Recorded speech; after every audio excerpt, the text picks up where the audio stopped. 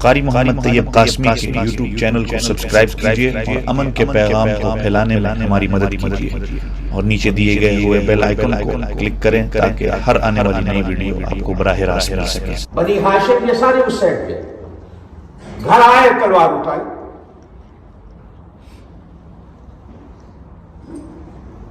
جوش و غضب میں بھرا ہوا جا رہا ہے نبی پاک صلی اللہ علیہ وسلم کا سر اتار۔ ہمارے ایک بزرگ کہا کرتے تھے کہ ایک ہوتی ہے تقدیر، ایک ہوتی ہے تدبیر۔ کبھی کبھی تقدیر غالب ہوتی ہے اور کبھی کبھی تدبیر بھی غالب ہو جاتی ہے، لیکن تقدیر کا مقابلہ نہیں ہوتا، تقدیر ہمیشہ اکثر غالب رہتی ہے۔ اب یہ تدبیر کر کے جا رہا ہے کہ سر لینے جانا ہے۔ اب تقدیر میں لکھا ہوا ہے کہ لے کے نہیں آئے گا بلکہ اپنا سر دے کے آئے گا۔ فیصلہ وہی ہوتا ہے جو تقدیر کا ہوتا ہے۔ اس لیے آپ کو اور میرا ایمان والخیر قدر خیرہ و شرہ، ہر تقدیر پر ہمارا ایمان ضروری ہوتا ہے۔ والقدر خیرہ و شرہ من اللہ تعالی والبعث بعد الموت۔ راستے میں ایک آدمی مل گیا، ننگی تلوار ہاتھ میں دیکھی، جلال دیکھا، غصہ دیکھا، غضب دیکھا۔ کہاں جا رہے ہو؟ کہا ان کا سر لینے جا رہا۔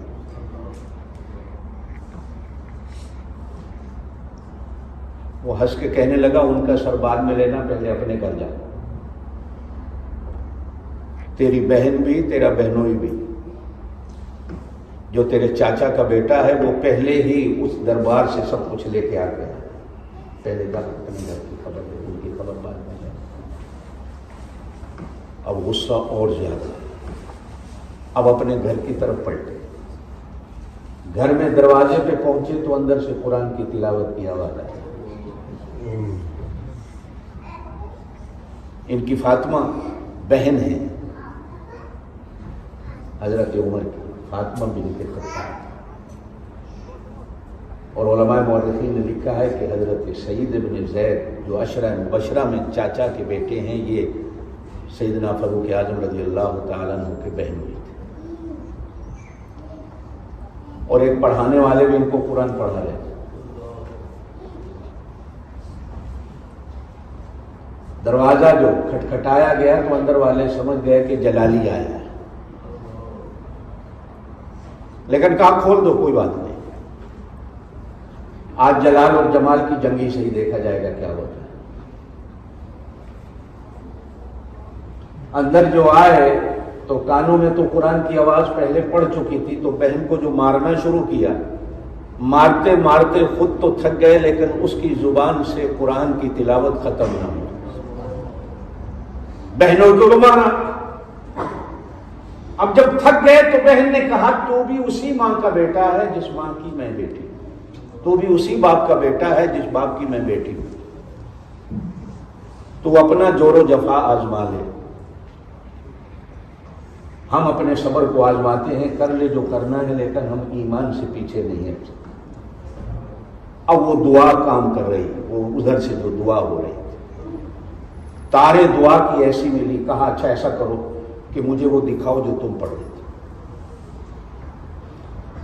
کہا کہ ان کو ہاتھ لگانا مشرک کو اجازت نہیں، پلیت آدمی کو اجازت نہیں،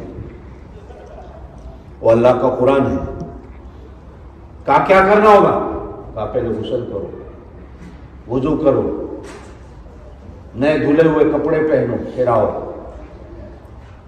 بہن کے گھر ہی میں غسل کیے، بہن کے گھر میں ہی کپڑے تبدیل کیے۔ اب آئے تو علماء نے لکھا ہے کہ جب ان کو قرآن سنایا گیا سورہ طٰہٰ کی پہلی آیات، تو آنسو ایسے رواں ہوئے کہ رکنے کا نام نہیں۔ جب تلاوت ختم ہوئی تو کہا مجھے دربار رسالت میں لے چل۔ اب بہنوئی دربار رسالت میں لے کے حاضر ہوئے تو جناب نبی کریم علیہ الصلوۃ والسلام اس وقت دار ارقم بھی اسی محلے میں تھا جو آج کل گرا دیا گیا ہے۔ مسجد کی تو اجازت نہیں تھی، کعبے میں جانے کی اجازت نہیں تھی مسلمانوں کو۔ دار ارقم حضرت ارقم کا ایک گھر تھا جس کے اندر آپ صلی اللہ علیہ وسلم صحابہ کرام کو دین پڑھاتے تھے، کلمہ سکھاتے تھے، نماز بھی پڑھاتے تھے۔ یہ بات ہمیشہ یاد رکھیے گا، اگرچہ 5 نمازیں معراج کی رات فرض ہوئی ہیں، لیکن آپ صلی اللہ علیہ وسلم پر جس دن غار حرا میں پہلے دن وحی اتری، اسی دن سے آپ صلی اللہ علیہ وسلم کو 2 نمازوں کا کہہ دیا گیا تھا کہ آپ نے 2 نمازیں پڑھنی ہیں۔ اور جبرائیل امین نے آ کر حضور پاک صلی اللہ علیہ وسلم کو وضو کا طریقہ بھی سکھایا اور آپ صلی اللہ علیہ وسلم کو نماز کا طریقہ بھی سکھایا، فجر کی نماز اور علماء نے لکھا ہے عشاء کی نماز۔ اقیم الصلاۃ لدلوک الشمس الی غسق اللیل، یہ 2 نمازیں حضور پاک صلی اللہ علیہ وسلم کو پڑھ کر بتائی گئی اور سکھائی گئی۔ آج بھی مقام ابراہیم سے تھوڑا سا آگے نکلے، کعبے کے ساتھ وہ پتھر ایک ایسے الگ کلر کا ہے جس کے بارے میں علماء نے لکھا ہے کہ یہ وہ جگہ ہے جہاں جبریل نے نفل پڑھ کر نبی پاک صلی اللہ علیہ وسلم کو بتایا۔